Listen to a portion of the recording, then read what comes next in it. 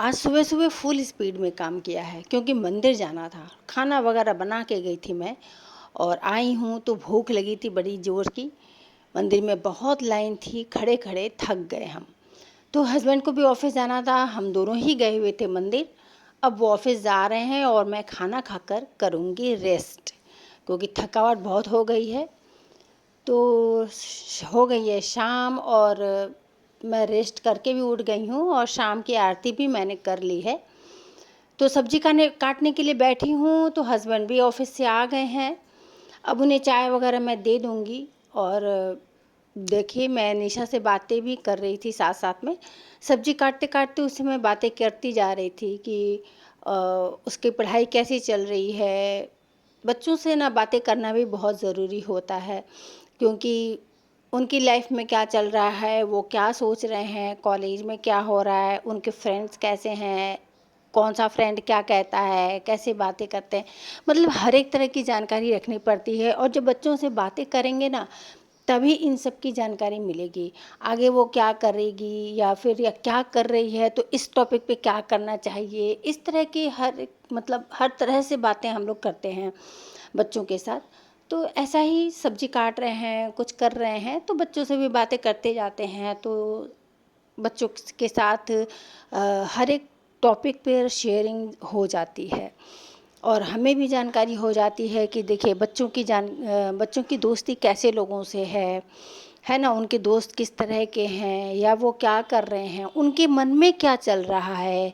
तो इस तरह की सभी बातें करने से ही पता चलती हैं।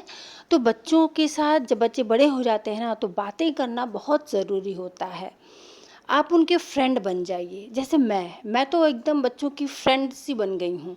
हर एक बात बच्चे मेरे साथ शेयर करते हैं और अब सब्ज़ी काटने के बाद में किचन में आकर के मैं अपना सब्ज़ी बनाने के लिए चढ़ा दी हूँ। सब्ज़ी बना कर के आटा लगा कर रखूँगी इधर और अभी रात का भोग लगाना बाकी है ठाकुर जी को। तो पहले इधर किचन का थोड़ा-सा काम समेटूँगी और फिर उसके बाद फिर भोग लगाने जाऊँगी क्योंकि टाइम भी नहीं हुआ है अभी। तो 8 से साढ़े 8 के बीच में हम उन्हें भोग लगाते हैं, तब तक मैं इधर किचन का काम फटाफट सलटाऊँगी। तो बस एक गाजर घिसना था क्योंकि जब मैं पत्ता गोभी बनाती हूँ तो उसमें गाजर, कैप्सिकम, बीन्स और मटर ये सब मिक्स करती हूँ क्योंकि आलू पड़ता नहीं है, तो आलू नहीं डालती हूँ। आलू अलग से अगर सब्ज़ी बनेगी तो आलू के अलग से बनेगी, नहीं तो आलू नहीं पड़ता है। ज़्यादातर सब्जियों में आलू नहीं पड़ता है मेरे घर। तो बस गाजर घिस कर डाल दूँगी और लगे हाथ सारी चीज़ों को मैं समेटती जाऊँगी। ये हैबिट होने से ना सामान फैला हुआ नहीं लगता है। बस मसाले डाले हैं तो मसाले के डिब्बे हटाऊँगी और जैसे गाजर को ग्रेट किया तो जो ग्रेटर है उसे भी धो करके रख लूँगी। इस तरह से सारी चीज़ अपनी जगह पर रखती जाऊँगी तो बाद में बहुत ज़्यादा मतलब मैसी किचन नहीं हो पाएगा और फिर रोटियाँ बनाने के लिए एकदम क्लीन मिलेगा। तो इस तरह से काम को एक के बाद एक न जाने अनगिनत काम हो जाते हैं और करते रहो। तो ऐसा ही चलता है। ख़ैर दोपहर में रेस्ट कर ली थी तो अभी एनर्जी है मेरे मेरे अंदर क्योंकि मंदिर में तो खड़े-खड़े मैं थक ही गई थी। और अब हो गया ठाकुर जी के रात के भोग का टाइम, तो आ गई हूँ और इस तरह से लड्डू बना कर के रख लूँगी। मतलब चढ़ा दूँगी, उनको भोग लगाऊँगी। बेसन, घी और चीनी ऐसे मिक्स करके बना कर के ना टिफ़िन में रख लिया है और जब भी भोग लगाना होता है रात को डिनर का हो या फिर कभी मतलब जब कभी 2-4 आइटम ऐसे रखी हुई रहती हूँ और अलग-अलग भोग लगाती हूँ। तो चूँकि अभी नवरात्र हैं तो माता जगदम्बा को भी भोग लगाना है। नहीं तो देखिए महादेव जी को और ठाकुर जी को रात का भोग लगता है और शाम को सारे भगवान को भोग लगता है 5 थालियों में।